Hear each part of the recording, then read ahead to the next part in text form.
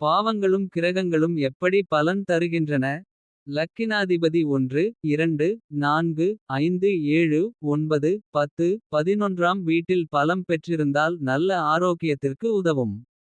இரண்டாம் அதிபதி 2 5 10 அல்லது 11ஆம் வீட்டில் பலம் பெற்றிருந்தால் பணக்கார மற்றும் வசதியான செல்வ நிலைமைக்கு வழிவகுக்கும். 1 4 7 11ஆம் வீட்டில் மூன்றாம் அதிபதி பலம் பெற்றிருந்தால் வெற்றி மற்றும் ஆதரவு கிடைக்கும்.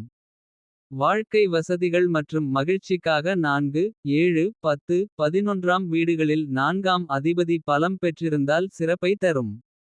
2 7 9 11ஆம் வீடுகளில் ஐந்தாம் அதிபதி பலம் பெற்றிருந்தால் நல்ல கல்வி. பொழுதுபோக்கு வாழ்க்கை மற்றும் காதல் அனுபவத்திற்கு வழிவகுக்கும். 7 11ஆம் வீடுகளில் ஏழாம் வீட்டு அதிபதி. சிறந்த வாழ்க்கை துணை மற்றும் பலனளிக்கும் திருமண வாழ்க்கை அமையும். வாழ்க்கையில் குறைந்தபட்ச பிரச்சனைகளுக்கு 3 6 12ஆம் வீட்டில் எட்டாம் அதிபதி இருந்தால். வளமான தொழில் வாழ்க்கைக்கு 1 2 9 11ஆம் வீட்டில் 10ஆம் அதிபதி பலம் பெற்றிருந்தால். 2 3 5 9 10ஆம் வீடுகளில் 11ஆம் அதிபதி சுயநலத்திற்காக நல்ல வருமான பெருமையை பெறுகிறார். அர்த்தமுள்ள செலவுகளுக்கு 3 6 8ஆம் வீட்டில் 12ஆம் அதிபதி. உங்களுக்கு இதுபோன்ற கிரக நிலைகள் இருந்தால். உங்களுக்கு தீய கிரகங்கள் இருந்தாலும் சரி. நல்ல கிரகங்கள் இருந்தாலும் சரி அது முக்கியமில்லை. ஒருவரின் ஜாதகத்தில் உள்ள இடத்தை பொறுத்து. அனைத்து கிரகங்களும் நன்மை தீமையை தருவார்கள். குரு எப்போதும் வழிநடத்துகிறார். குரு தேவதையின் குரு என்பதால். குரு நிச்சயமாக ஒருவரின் ஜாதகத்தில் வழிகாட்டினால். வாழ்க்கையில் உள்ள பிரச்சினைகளை சமாளிக்க அல்லது தைரியத்துடன் போராட நிச்சயமாக உதவும். லக்னாதிபதி சொந்த வீட்டில் ஆறாம் வீட்டில் இருக்கிறார்.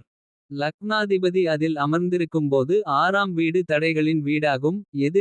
தடைகளை எதிர்த்து போராட உதவுகிறது.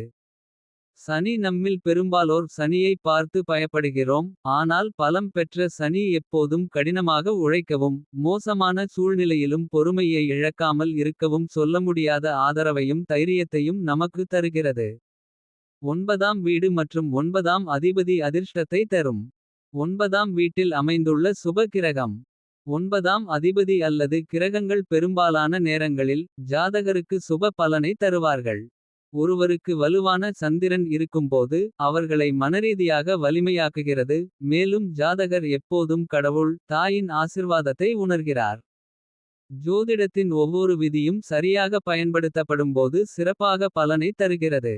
லக்கினாதிபதியுடன் தொடர்புடைய ராசி. வீடு அல்லது கிரகத்தின் நல்ல பலன்களை உறுதி செய்கிறார்.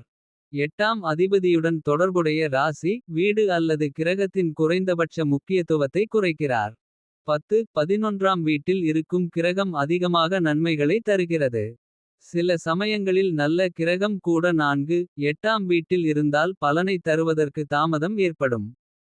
லக்கினாதிபதியும் சந்திரனும் சாதகமாக இருந்தால். எளிதான மற்றும் ஆரம்ப வெற்றியை குறிக்கிறது. சந்திரன் அசுப கிரகங்களுடன் இணைவு மன அமைதியை கெடுத்து வெற்றியை தாமதப்படுத்தும்.